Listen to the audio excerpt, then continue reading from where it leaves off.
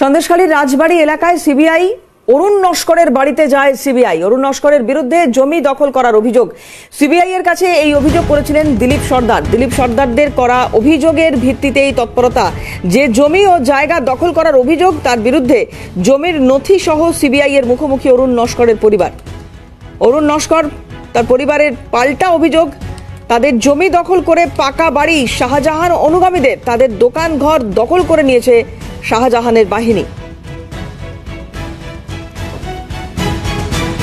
মফিজুল ইসলাম আমাদের প্রতিনিধি রয়েছেন, সরাসরি কথা বলবো মফির সঙ্গে। মফি, একটু জানবো বিষয়টা কি হয়েছে ঠিক।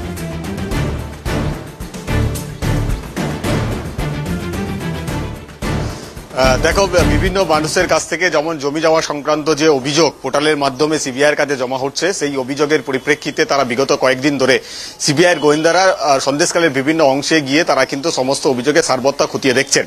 সেই রকম ভাবেই এই মুহূর্তে দাঁড়িয়ে রাজবাড়ির অরুণ নস্করের বাড়িতে সিবিআইয়ের প্রতিনিধি দল প্রায় আধ ঘন্টা ধরে তারা কিন্তু অপেক্ষা করছেন, এবং সেখানে অপেক্ষা করছেন নয়, সেখানে কিন্তু অভিযোগের সারবত্তা খতিয়ে দেখতে অরুণ নস্করের পরিবারের সদস্যদের সঙ্গে কথা বলছেন।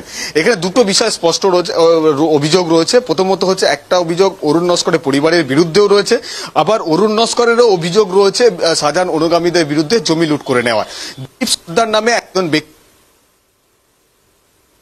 অরুণ নস্করের পরিবারের সদস্যদের বিরুদ্ধে সিবিআইয়ের কাছে অভিযোগ করেছেন যে তার জমি আদিবাসী সম্প্রদায়ের জমি, সেই জমি অরুণ নস্করের পরিবার দখল করে রেখে দিয়েছেন। এই অভিযোগের পরিপ্রেক্ষিতে অরুণ নস্করের পরিবারের সদস্যরা সিবিআইয়ের কাছে নথি সহ তারা জানাচ্ছেন আসলে এই দিলীপ সর্দারের কাছ থেকে তার পূর্বপুরুষরা সেই জমি তারা কিন্তু কিনেছিলেন, তখন সেই জমির চরিত্র কিন্তু আদিবাসী সম্প্রদায়ের ছিল না।